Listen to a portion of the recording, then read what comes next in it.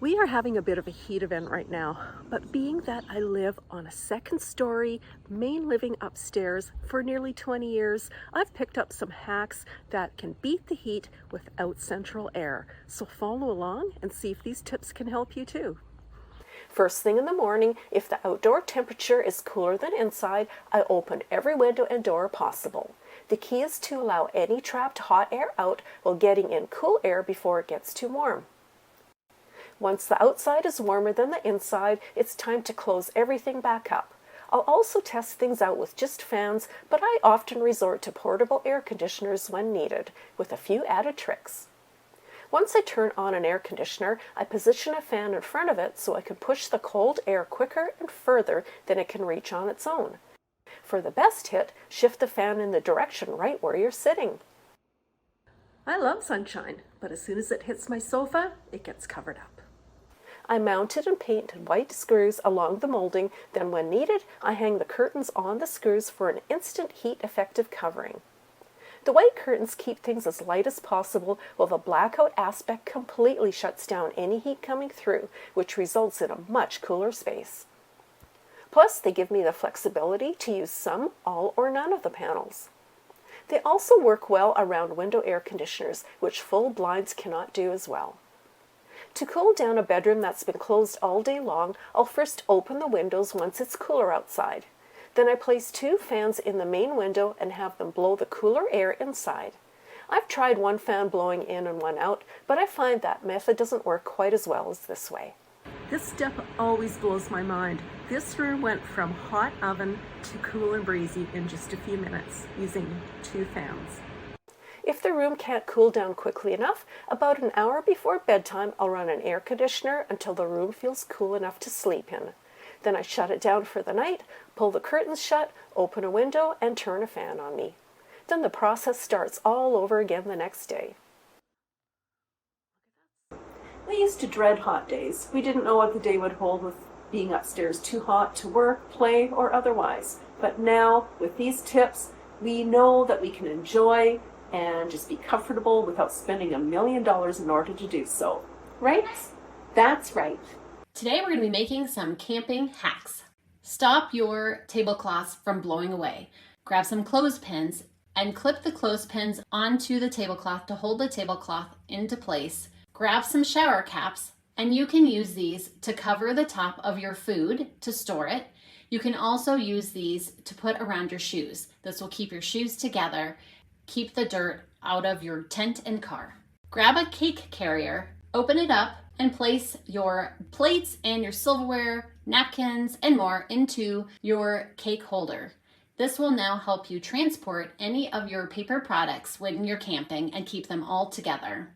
Grab some condiment bottles from your local store. I'm grabbing a pancake mix and placing the batter into the squeeze bottle. When it's time to use it, I'll simply squirt the batter into the pan and cook up the pancake. Grab a foil pan from the store. You'll also need some charcoal, and you'll need a cookie rack. Place the charcoal into the foil pan and then place the cookie rack on top, and you've made a portable grill. Grab some lint from your dryer, stuff it into the toilet paper tube, and give it a few squirts of hand sanitizer. Place this onto your grill and light it, and you can easily get your grill going.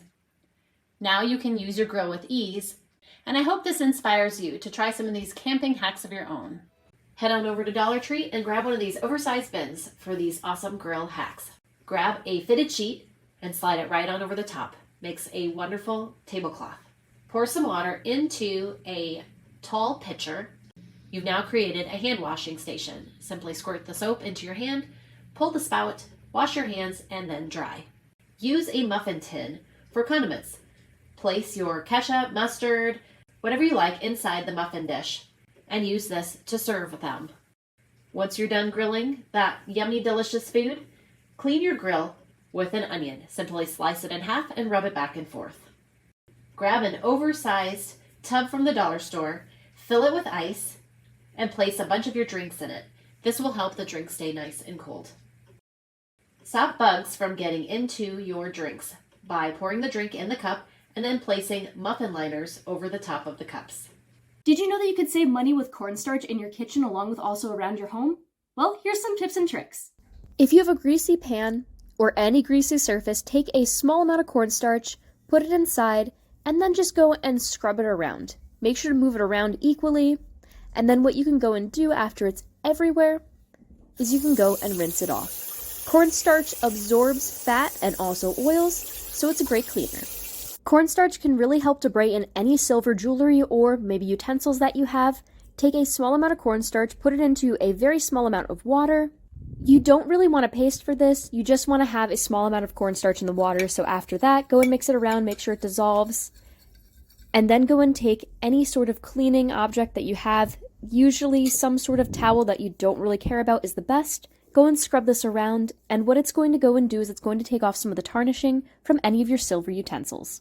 So I just cooked a little bit of bacon, and some of the fat ended up actually burning on the burner. Cornstarch is great because you can go and put it onto a burner, save your burner, along with also too, this will pick up a bunch of grease, and it'll take off some of the scorch marks that are already on your burner. Not only does it clean, it also can save the glass that is on your burner. Now on to the next. There is some grease that got onto here. I don't know how it got on here, but it did. There is a small amount of water in the sauce container, so I'm going to put just a small amount of cornstarch into the water to make it into a paste.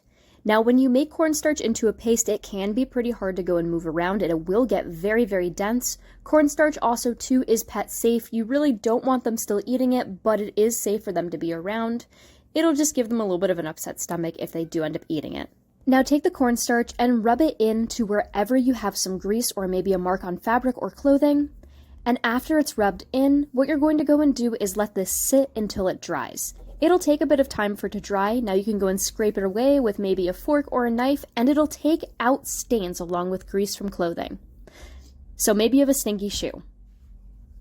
What you can do is you can actually go and make these not smell as bad before you have to go and really wash your shoes, or if you're thinking of maybe throwing out a pair because they're just kind of musty smelling, you can use some cornstarch in the inner portion. So take a pinch of cornstarch, put it inside the shoe, shake the shoe around, and then let it go and sit, and it'll reduce any smell that is inside. Maybe you have a musty book or a really old book that you like that just smells kind of weird. What you can do is you can go and take cornstarch, open up the book, and as you're opening it and going through the pages, put a very small amount through all of the pages.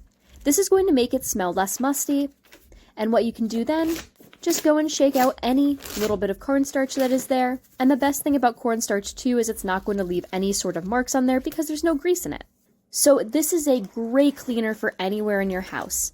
Take just about a tablespoon of cornstarch, put it into a cup, and now what we're going to go and do is we're going to go and add some vinegar. You can use either regular vinegar or you can use some of the apple cider vinegar. I usually find that just regular white distilled vinegar is the best to go with because it's not going to go and leave a lot of streaks. So now after you have this in here, you're going to want to go and pour this into the container. Pour it over the sink. I did that because I didn't want this to spill everywhere. Put the top on, screw it into place, and now you can go and clean any of the windows that are in your house. This is a window that is in my kitchen, so of course it has a little bit of built up grease on it. We do clean these every so often, but when of course you're cooking bacon and stuff, it just gets everywhere. And what this will do is this will actually help to go and take off any of the grease that is on windows, and is a safer and cheaper alternative for cleaning. The dog days of summer are nearly here, and I found a way to keep the pet hair at bay. Using a regular squeegee from Walmart, I was able to pull up all the pet hair that was embedded deep in the fibers of my couch. It even worked on my carpet too. And because summer is full of creepy crawlies, I set some water to boil on my stove. Then I added some fresh rosemary and some freshly sliced lemon. I let that boil for about 5 minutes and then simmer for another 5. Carefully pouring it into a bowl and setting it under my candle warmer, I now have an effective spider repellent that makes my whole house smell amazing. I do a lot of travel in the summer and I needed a way to keep my plants healthy. My solution was to poke holes in a Ziploc bag full of water. You can set this inside your potted plant and it will drip slowly for the entire time you're gone. And it's no fun coming home to a dirty house. So I'm using a can of Barbasol to clean that inexplicable mess that always ends up on the front of my oven. It left it sparkling clean, residue free, and smells great. And here's a hack I bet you didn't know. If you get water spots on your sink like me, take a freshly extinguished candle and rub the still melted wax all over it. Once you wipe off the excess wax, you'll be left with an invisible coat on your sink that will repel water.